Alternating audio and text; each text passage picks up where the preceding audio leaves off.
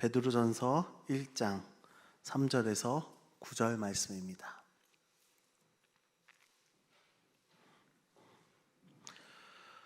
베드로전서 1장 3절에서 9절 말씀, 제가 한 절, 우리 성도님께서 한 절 교독하면서 읽겠습니다. 베드로전서 1장 3절에서 9절입니다.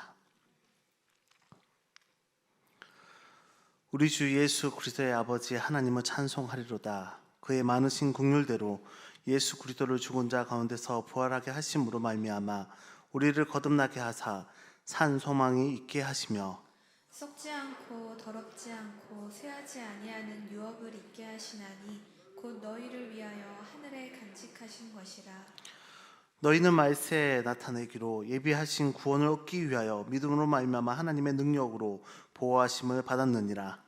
그러므로 너희가 이제 여러 가지 시험으로 말미암아 잠깐 근심하게 되지 않을 수 없으나 오히려 크게 기뻐하는도다. 너희 믿음의 확실함은 불로 연단하여도 없어질 금보다 더 귀하여 예수 그리스도께서 나타나실 때에 칭찬과 영광과 존귀를 얻게 할 것이니라. 예수를 너희가 보지 못하였으나 사랑하는도다. 이제도 보지 못하나 믿고 말할 수 없는 영광스러운 즐거움으로 기뻐하니. 함께 읽겠습니다. 믿음의 결국 곧 영혼의 구원을 받음이라. 아멘. 네, 우리 옆에 계신 분들과 함께 인사하도록 하겠습니다. 부활의 산 소망으로 살아갑시다. 부활의 산 소망으로 살아갑시다. 하루살이와 메뚜기 이야기가 있습니다. 어느 날 하루살이가 메뚜기가 이제 함께 놀다가 저녁 무렵에 메뚜기가 하루살이에게 오늘은 그만 놀고 내일 만나자 라고 말했습니다. 그러자 하루살이가 되물었죠. 내일이 뭔데? 그러자 메뚜기가 말합니다. 캄캄한 밤이 지나고 밝은 날이 오면 그게 내일이야. 하루살이 입장에서 메뚜기의 이 말을 듣고 도저히 이해할 수 없었습니다. 하루살이는 하루만 살기 때문에 내일을 모르죠. 근데 이 메뚜기가 어느 날 개구리하고 놀았습니다.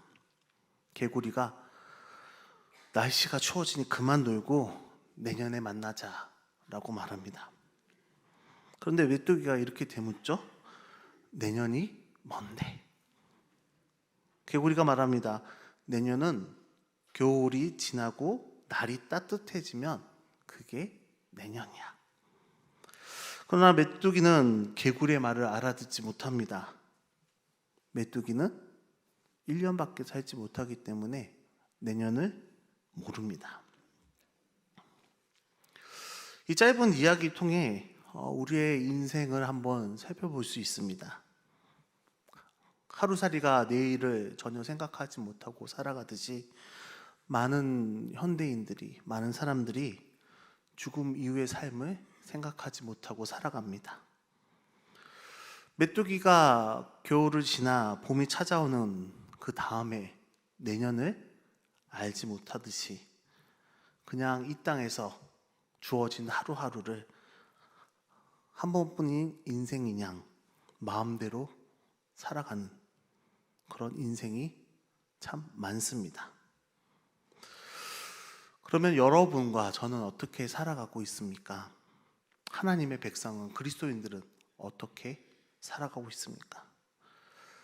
세상 사람과 우리 그리스도인, 세상과 교회가 하나님의 백성이 다른 것은 바로 하나님의 심판이 마지막 종말이 있다는 것입니다. 성경에서는 분명히 말씀하고 있습니다. 마지막 때가 있을 것이라고. 그래서 우리는 그리스도인들은, 하나님의 백성은 마지막 때를 늘 염두에 두고 살아갈 수밖에 없습니다. 하지만 그 마지막이 끝이 아니라 새로운 시작이죠. 그것을 믿고 살아가는 것이 바로 우리 그리스도인들입니다. 그런데 이제 노아 시대 때 보면요, 많은 사람들이 하나님과 하나님의 말씀과 상관없이 살아갑니다. 하고 싶은 대로 취미생활하고 여가생활하고 자기 마음껏 살아가게 되죠. 자기 인생이 하루밖에 없는 것처럼, 1년밖에 없는 것처럼, 한 번밖에 없는 것처럼 그렇게 살아갑니다. 그때 하나님이 노아에게 큰 방주를, 배를 지으라고 말씀하셨습니다. 노아가 그 말을 듣고 하나님의 말씀에 순종하게 되죠. 그때부터 노아의 삶이 다른 사람과 구별되게 됩니다. 방주를 만들면서 마지막 때를, 하나님이 심판하신 마지막 순간을 염두에 두고 마음에 품고 살아가게 되는 것입니다. 매일매일 방주를 만들면서 무슨 생각을 했겠습니까? 하나님의 심판의 날이 곧 있을 것이다. 오늘날도 마찬가지입니다. 노아처럼 하루하루 살아가면서 하나님의 심판의 때를, 마지막 때를 염두에 두며 살아가는 사람이 있는 반면, 그렇지 않게 아무것도 인식하지 못한 채 하루하루를 살아가는 사람을 보게 됩니다. 다시 우리 삶을 한번 되돌아봤으면 좋겠습니다. 우리는 어떻게 살아가고 있습니까? 염두에 두고 살아가고 있습니까? 바쁘다는 이유로, 시대가 너무 급변하다는 이유로, 코로나라는 이유로 그 시대에 맞춰 살아가기에 너무나도 바쁩니다. 새로운 문화가 나오고요, 새로운 여가 생활이 나오고요, 새로운 카페가 등장합니다. 맛집들이 줄줄이 나타나죠. 그런 것들을 찾아가며 아무것도 염두에 두지 않은 채 내 삶을 마음껏 즐기고 살아가고 있지는 않습니까? 어디에 속해 있습니까? 마지막 때를 준비하십니까?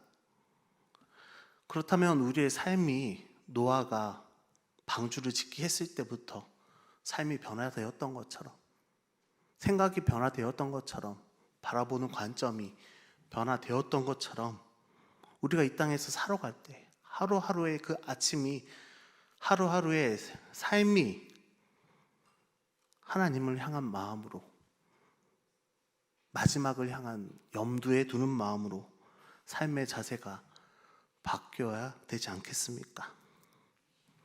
그렇게 살아간다면 우리의 삶이 하루하루가 의미 있게 되고요, 하루하루가 변화가 생기게 됩니다.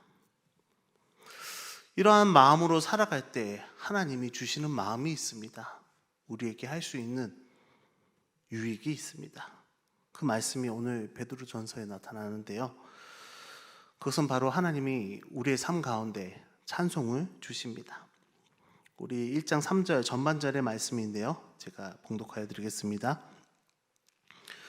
우리 주 예수 그리스도의 아버지 하나님을 찬송하리로다. 아멘. 베드로가 이 서신서를 맨 처음 시작하면서 하나님을 찬송하리로다 라고 시작합니다. 우리는 어떤 시대에 살든지, 또 어떠한 환경에서, 상황에서 살아가든지 하나님을 찬송해야 합니다. 베드로 사도가 이 베드로전서, 베드로 서신서를 쓸 때 찬송할 상황이 아니었습니다. 삶이 편안했거나 평안 가운데 있었던 상황이 아니었습니다. 그리스도인들이 엄청난 핍박을 당하던 그 시기였습니다. 신앙생활에 자유가 없었고요, 뭔가를 할 수 있는 일도 없었습니다.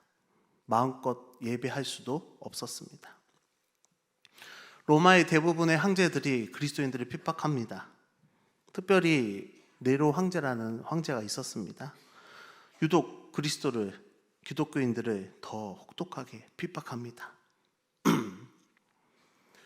64년경에 로마에 큰 화재가 있었습니다. 대화재라고 하는데요, 거의 많은 사람들이, 역사책을 보면 로마에 수많은 사람이 있었는데 3분의 1 이상이 그 화재의 피해 대상이 되었다고 합니다. 그래서 이 엄청난 화재의 피해, 뭔가를 황제는 어떤 대상을 찾게 됩니다. 이유의 대상이죠. 그래서 기독교인들을 표적으로 삼아서 기독교인들이 불을 질렀다고 말합니다. 힘없는 소수였기 때문에 그렇게 된 거죠. 그래서 기독교인들은 엄청난 핍박을 당하게 되고요. 엄청난 지옥으로 쫓겨나게 됩니다. 그래서 베드로 전서도 베드로가 서신을 쓸 때 1절에 이렇게 표현하고 있습니다. 오늘 읽지는 않았는데 제가 1절 말씀 봉독하여 드리겠습니다. 예수 그리스도의 사도 베드로는 본도, 갈라디아, 갑바도기아, 아시아와 비두니아에 흩어진 나그네. 그냥 그리스도인들에게 쓴 것이 아닙니다. 본도, 갈라디아, 갑바도기아, 아시아, 비두니아에 흩어진 나그네라고 합니다. 흩어진 이유는 분명 말씀드렸습니다. 화재로 인해서 그 표적이 그리스도인 되었고요. 그리스도인들이 그 고통을 참지 못하고 곳곳으로 흩어진 것입니다. 그래서 베드로는 흩어진 나그네라고 표현합니다.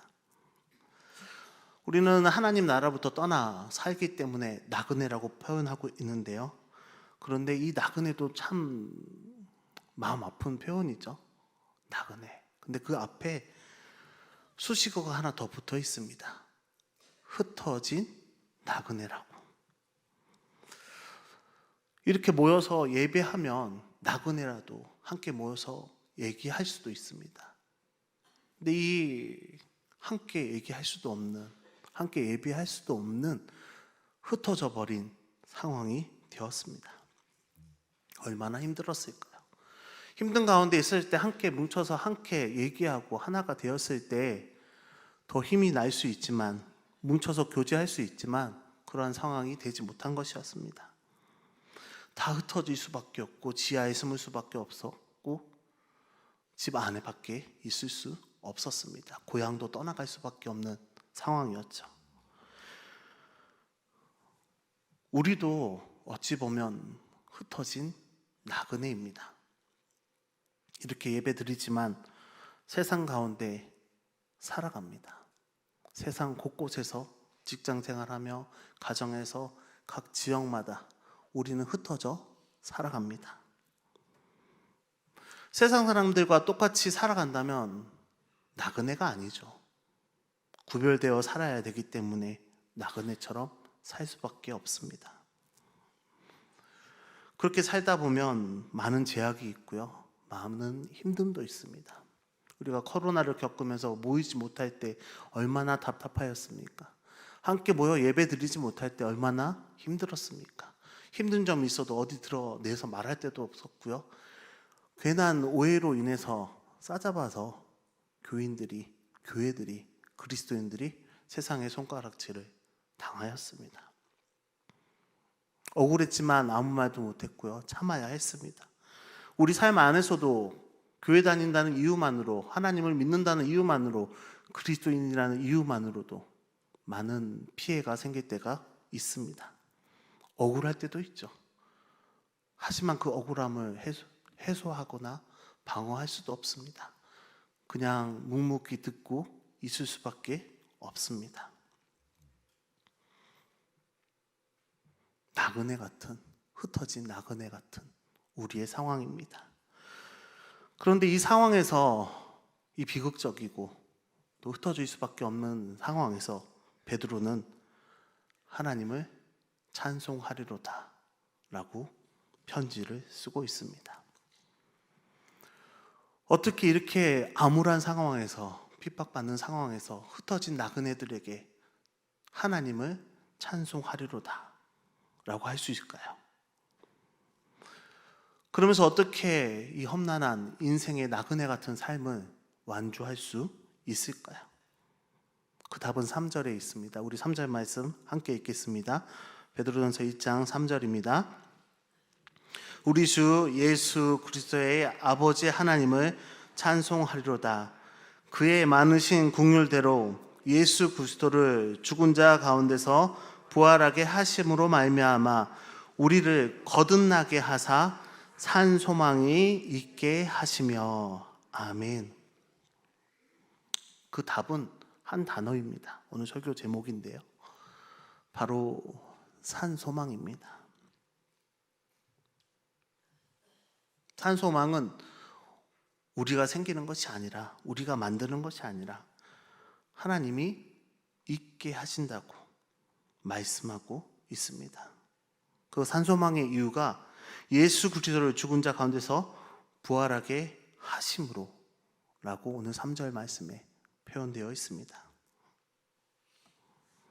하나님께서 이 험난한 세상을 흩어져 살 수밖에 없는 흩어진 나그네와 같은 우리 그리스도인들을 끝까지 지켜주시고 함께하여 주시고 완주한 삶을 살아가게 하는 있어서 바로 산소망을 주시는 것입니다.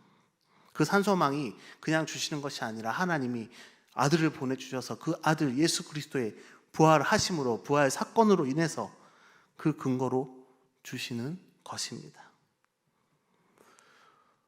단순하게 산소망은 살아있는 소망이라고 표현할 수 있습니다. 이 살아있는 소망은 우리가 깨어지고 아파하고 힘들어하고 때로는 부서져 버린 삶 가운데서도 포기하지 않도록 하나님이, 주님이, 예수 그리스도께서 우리에게 주어지는 것입니다. 세상은 돈을 소망으로 삼고요, 자녀를 소망으로 삼고, 권력을 소망으로 삼고, 여가 활동을, 취미 생활을 뭔가 하나의 낙으로, 소망으로 붙잡고 살아갑니다. 그것이 사라지면 모든 것을 다 잃은 것처럼 낙심하게 되고요, 좌절하게 됩니다. 사라지는 것은 순식간이고요, 언젠가 결국 사라질 수밖에 없습니다. 베드로가 왜 이렇게 자신 있게 산소망을 말하고 있을까요? 베드로도 죽은 소망을 붙잡고 살 때가 있었습니다. 분명 예수님의 수제자로 예수님을 따라다녔습니다. 많은 제자들이 예수님 따라다녔죠. 그런데 죽은 소망을 붙잡고 예수님을 따라다녔습니다. 예수님께 주어지는 권세가 나에게도 떨어지지 않을까? 예수님이 이 땅에서 왕이 된다면 나에게도 한 자리가 되지 않을까? 내가 더 크게 예수님께 사랑받았으니 예수님 자리에서도 더 크게 세워질 거다 라는 죽은 소망을, 권세를 바라보며 따라다녔습니다. 기대했겠죠. 예수님의 그 권세에 제자들이 다 나눠 가질 자리를 생각하고 따라다녔던 것입니다. 그런데 어떻습니까?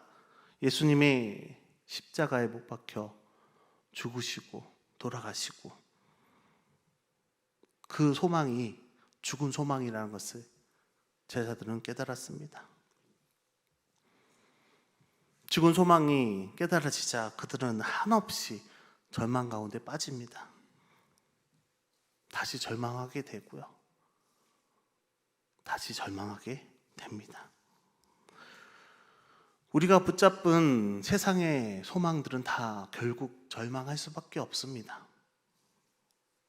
이 제자들도 이 절망 가운데 소망이 없자 다시 자기 고향으로 돌아갑니다.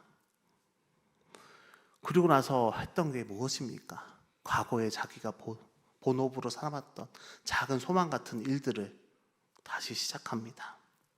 다시 배를 타게 되고요, 다시 그물을 던집니다. 그런데 그 그물에서조차, 다시 소망을 품었던 일에서조차 다시 절망하게 됩니다. 아무것도 잡을 수가 없었기 때문에 다시 절망하죠. 결국 절망 가운데 있을 때 죽은 소망을 붙잡은 그 순간에 또 주님이, 부활하신 예수님이 제자들 앞에 찾아갑니다.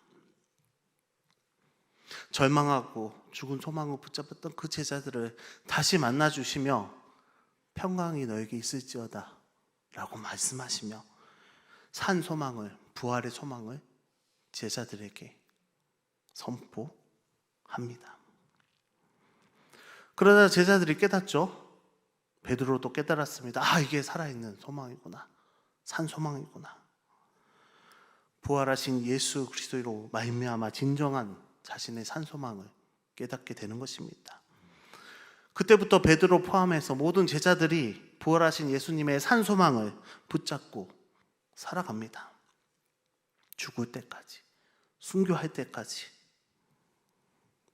부활의 산 소망을 누구에게도 뺏기지 않고 죽을 때까지 그 사명을 완주하게 되는 것입니다.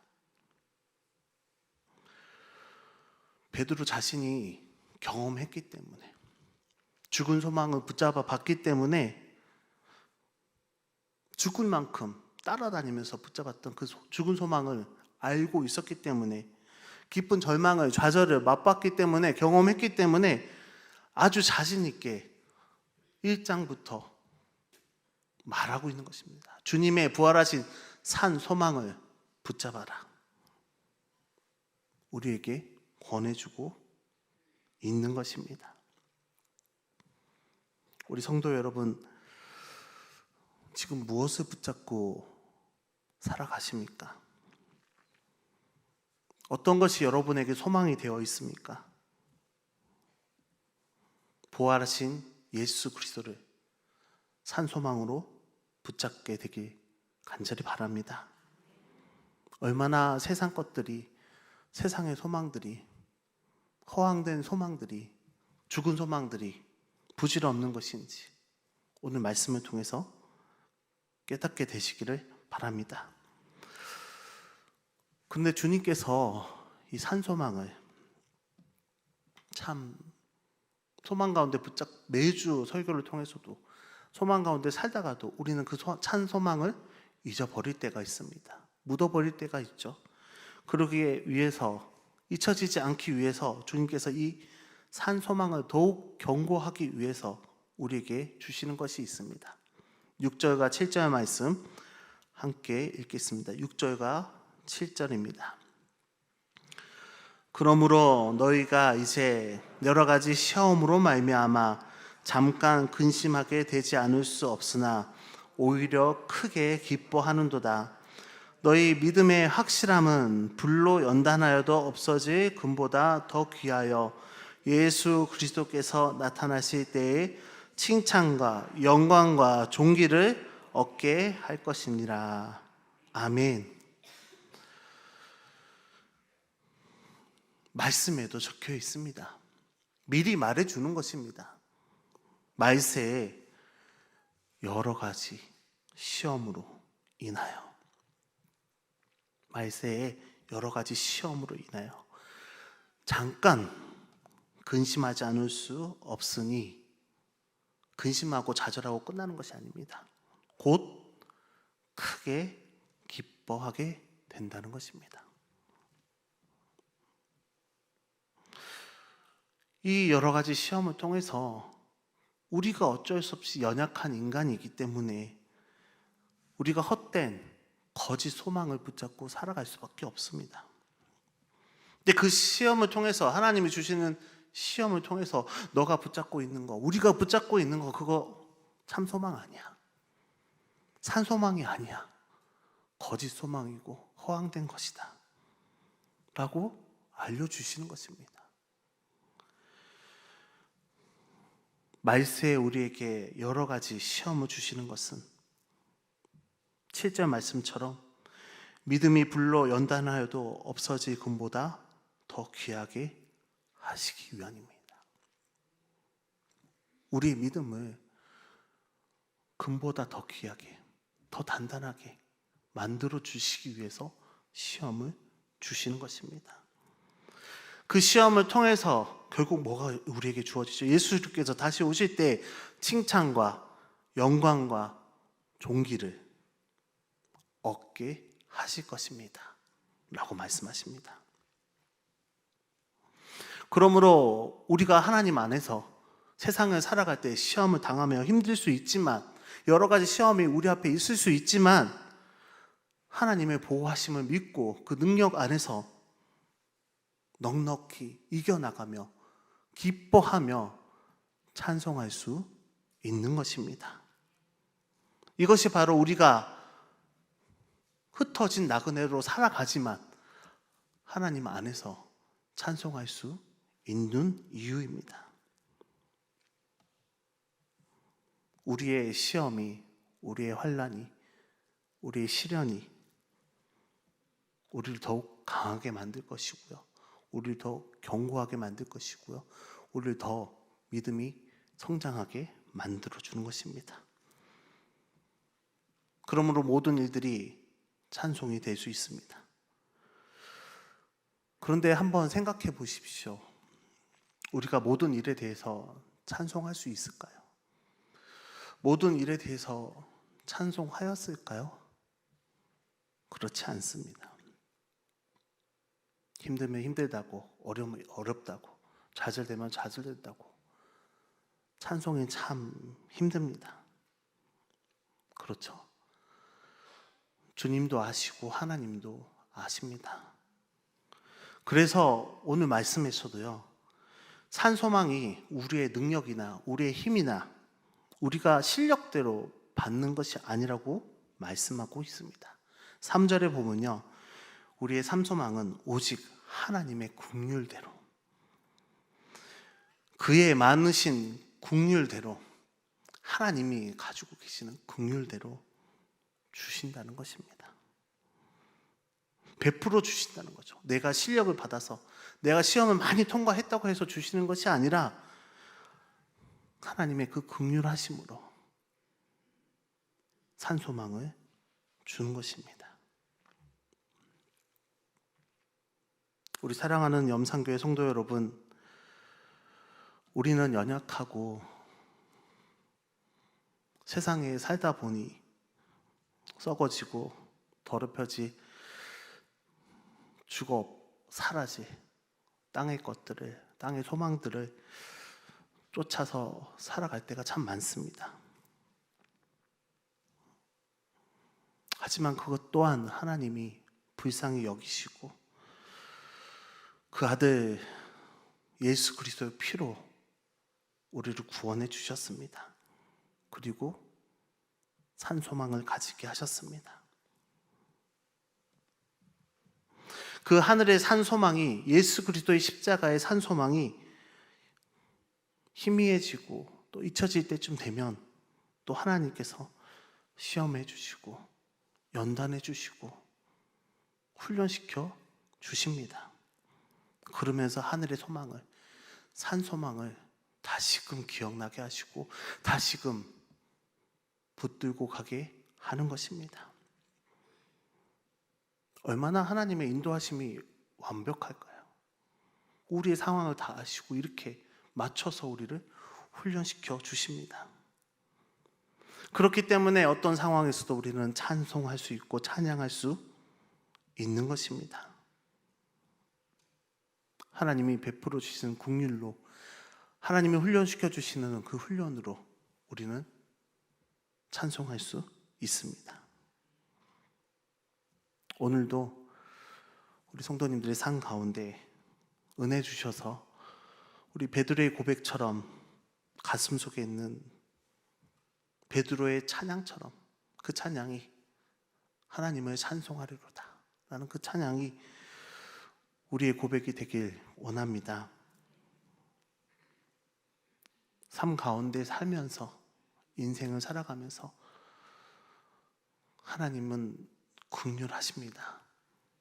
기억하십시오.